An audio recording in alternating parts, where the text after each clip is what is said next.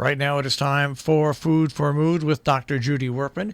Judy is the co-author of the Serotonin Power Diet, serotoninpowerdiet.com, also author of Simon Loses His Tummy, and also her latest book, which is Before Her Voice Was Still. And we say good morning to Dr. Wurtman. Good morning, Judy. Good morning to you. And I can't believe how cool and cold it's getting. It just seems too soon, even though all summer we probably were wishing for that nice, crisp, cold weather. As the weatherman always says, good sleeping weather, right? Right. This is going to be very good sleeping. This is going to be superior sleeping weather. The thing about the weather is that it doesn't guarantee a good night's sleep. No, and I think that's what I really want to talk about today. Jill, are you there? I am here. I am totally here. I was going to say, are you the puppy I helps? wasn't sure. I didn't hear from you. So anyway, I just wanted to say that we've talked about all sorts of things that doctors seem not to talk about with their patients, and like exercise, or are you may be losing muscle strength. But the reason I mentioned asked about you because you and Marshall, I'm sure, have perhaps more than most people, have encountered all sorts of sleep difficulties simply because the necessity to wake up really early when you are on the radio, and then on the days when you don't have to wake up so early, trying to either resume a normal wake sleep schedule, or perhaps even keeping the one that you have during the work week. And I just wondered if you felt yourself, the effect of sleep deprivation or waking up, many more times during the night than Marshall is better at this because he actually is one of the few people I know who actually survives broken sleep. I don't do well with it's funny. Shark Goodman for the last 3 nights has decided that at 4 a.m. or 3 whatever time it is, it's really dark, and he has to go out, and it's just making me nuts. But I am lucky, I would say, in that I have always been able to fall back asleep. But I'm sure people would say that my memory is failing. Well, okay, so this is the point, Jill, and that's what I mentioned about the doctors.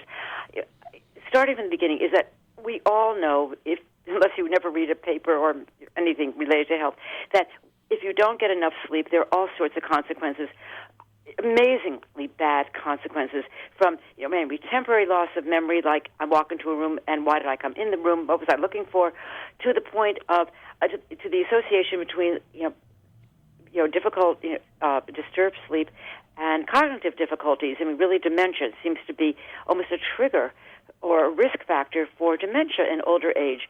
We know that people's moods can change. They become depressed. It makes it very hard to concentrate, harder to deal with stress when you are sleep deprived.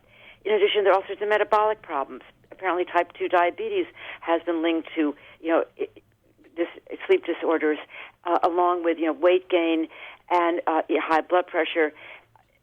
Problems that really should not exist if you got enough sleep. And and what people are usually concentrate on when they talk about poor sleep is difficulty in falling asleep and difficulty in staying asleep, in the sense that they may wake up at 3 o'clock in the morning and not be able to go back to sleep at all. What people tend not to concentrate on, and sometimes we're not even aware of it ourselves, is something you just described.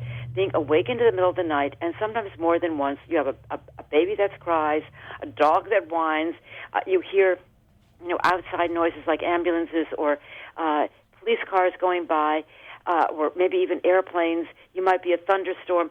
Things that wake you up in the night, and sometimes over and over again, and you wake up, you're not really even sure that you're awake, but you get up, or going to the bathroom. You sort of stumble off to the bathroom, and you stumble back to bed. But this may happen, especially as people get older, 3 or 4 times a night. And this is called lack of continuous sleep. And it happens to so many of us so often that we simply take it for granted. If I only wake up twice a night because my puppy is whining only twice a night, wow, that's a good night's sleep.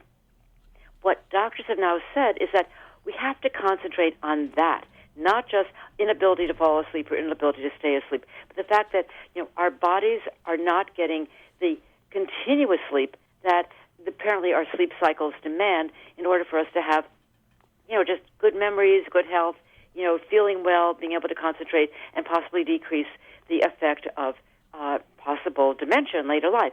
So what I realize is that when you go to see your doctor before COVID came around, for your annual checkup, for example, and your doctor asks you various questions and weighs you, and measures you, etc., how many caretakers, your health caretaker, actually asks you about your sleep? I mean, if you have real insomnia, of course, that will come up. Doctor, I can't go to sleep. I can't stay asleep. I wake up at 3 a.m., and that's it for the night. But how many of them actually say to you, gee, Jill, how many times during the night do you wake up, normally? I don't know if anybody's ever asked me that. And, the thing with that is really a risk factor for all sorts of medical problems that simply has gone unnoticed.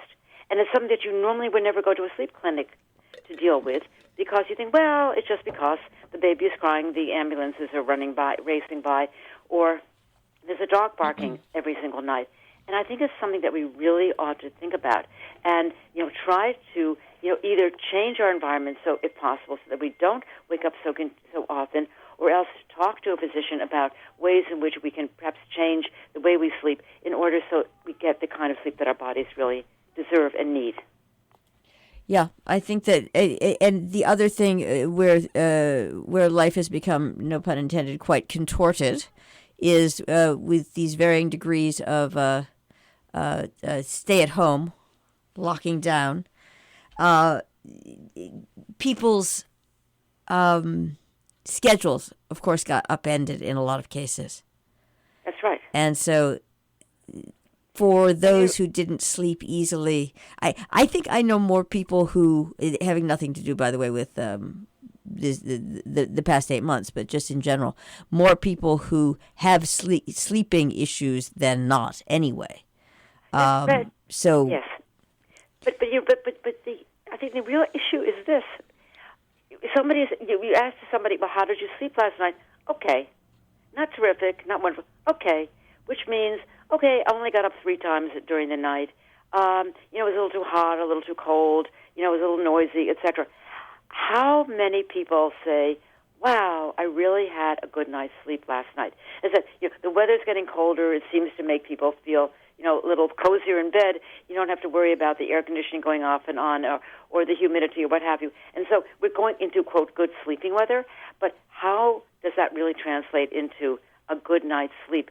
And it's something that I have never been asked. I wonder if you've ever been asked to go when you see a doctor, how have you been sleeping? And you may go to the doctor, and the doctor says, wow, you've gained weight. Well, it's because I've been eating to stay awake, doctor, because I don't get a good night's sleep. That conversation never takes place. In fact, you go to a weight loss clinic, and they never say to you how you're sleeping. So it's something I think that we have to bring to people's attention. And it's not something we just should take for granted, because it really does have long-term consequences. Thank you very much. I wish you a good night's sleep tonight. I need a good night's sleep this afternoon. Anyway. Right. Thank you very much, Dr. Judy Wurtman. Food for Mood. Bye-bye.